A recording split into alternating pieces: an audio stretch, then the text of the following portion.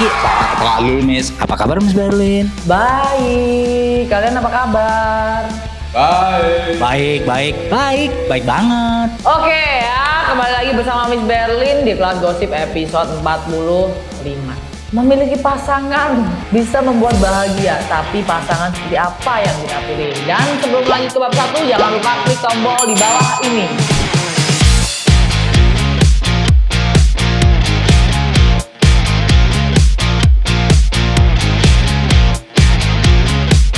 Oke muridku, di bab pertama kita akan membahas DJS Black ancam sebar foto mantan pacar usai tak terima diputuskan. Pelaku mengancam korban dengan menyebarkan foto dan video porno miliknya kepada teman dan keluarga korban. Foto dan video porno diperoleh secara diam-diam tanpa sepengetahuan korban dimanapun dia berada dan selalu berada di mana hasilnya kita saksikan. Ada pertanyaan nggak untuk ini? Miss, berarti dia mengambil fotonya diam-diam, itu kan berarti tindakan kriminal ya, Miss? Ya, itu tindakan kriminal juga. Tapi sebenarnya gimana ya? Aku juga pusing tuh, pacaran yang ribet banget. Kayak foto-foto bugil, aduh buat apaan sih? Kalau misalkan ada orang yang suka foto-foto dirinya gitu, Miss, karena dia seneng ngeliat dirinya begitu kan, itu juga nggak disarankan ya, Miss? Disarankan, tapi jangan sampai foto ya buk-buk. Kalau buk-buk kan nggak bagus juga, takutnya ntar handphonenya kesadap atau kecolongan kan bisa kegap semua tuh kan. Perbuatan kalian di situ bakal terkuap. Nah itu ada orang yang punya pacar, terus nyimpen foto-foto mesra, terus pas bubar diancam untuk fotonya nanti disebar. Apa sebenarnya dia nggak mau bubar atau sebenarnya memang cuma mau bikin? Ada dua kemungkinan. Satu, nggak mau diputusin karena emang masih sayang. Kedua, ini salah satunya ketahuan selingkuh. Dia mau bikin image yang buruk banget buat pasangannya supaya nama baiknya tercemar dan nggak mau orang deketin dia kan. Ada lagi nggak?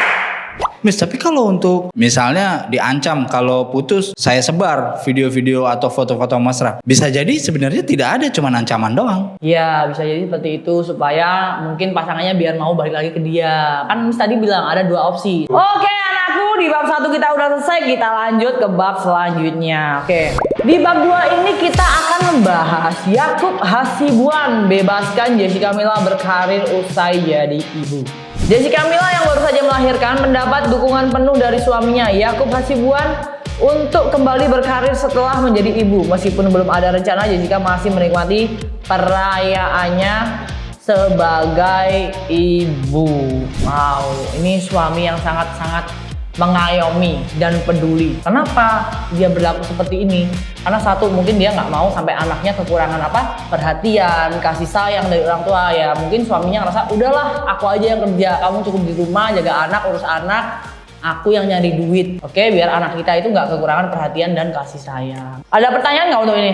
Miss, tapi kalau ternyata pendapatannya suami kurang, boleh kan Miss ya istrinya tetap kerja? Boleh juga, tapi kalau bisa bekerja itu yang dimana tidak meninggalkan anaknya. Ya misalkan dia pinter masak di rumah, entah dia jual baju online, entah dia bisnis apa yang di rumah lah, yang bisa dipekerjakan di rumah nyantai dan bisa ngejagain anaknya. Kalau misi kayak gitu, tapi ya kalau emang dia mampu ya it's okay, why not gitu. Dia kerja di luar, dia cari baby sister tapi yang benar-benar bisa dipercaya, karena baby sister zaman sekarang itu ya anaknya nakal dikit tampol, anaknya nakal dikit gampar, anaknya nakal dikit tampol, aduh capek deh. Aduh, pertanyaan lagi ya.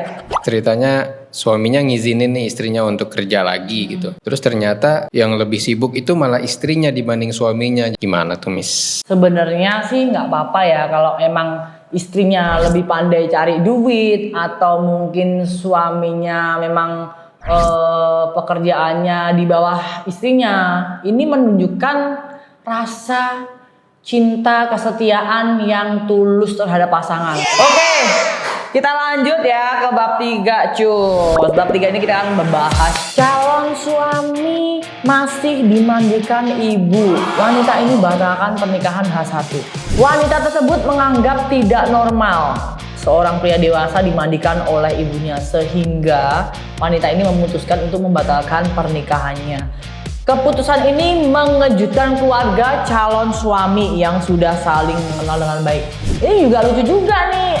Harusnya ibunya ini kalau anaknya masih bersifat kekanak-kanakan, ibunya yang membatasi. Kalau anaknya nggak bisa membatasi, harusnya ibunya yang membatasi. Ini ibunya nih gimana sih pikirannya nih? Nggak ngerti juga, Miss. Ada pertanyaannya nih. Harusnya kan calon istrinya yang mandiin ya, Miss. Harusnya tetangganya sih yang mandiin rame-rame kan. Apa tuh mandi kembang tuh biasanya kalau udah nikah tuh apa namanya? Oh, siraman. Siraman ya itu, terus dapat apa rujak cerubu tuh kayak gitu biasanya kalau orang Jawa ya. Tapi kayak gitu kan memang nggak benar ya, Miss ya. Kalau anak udah gede kan orang tua nggak boleh mandiin kan? Ya nggak boleh lah, kan anak ini kan udah tumbuh gede, tumbuh dewasa, semuanya juga sudah jadi gede, jadi nggak boleh. Gimana sih ibunya? Atau jangan-jangan emang ada hubungan khusus ibunya sama anaknya ini? Coba tuh anaknya memang difabel nggak bisa mandi sendiri gimana, Miss? Ya minimal bapaknya lah. Kalau cowok ya, kalau cewek ya minimal ibunya. Boleh banget. Tapi kalau emang anak itu cowok, ya bapaknya. Kalau anak itu cewek, ibunya. Meskipun dia udah dewasa, tua nggak masalah. Tapi harus yang sesama lawan jenis. Sesama lawan jenis. sesama jenis kelamin ya, jangan. Kalau bapaknya udah nggak ada, Miss, siapa yang mandiin? Kakeknya lah. Oke. Ada ya orang kayak gitu ya. Ya, oke, kita ambil kesimpulannya ya.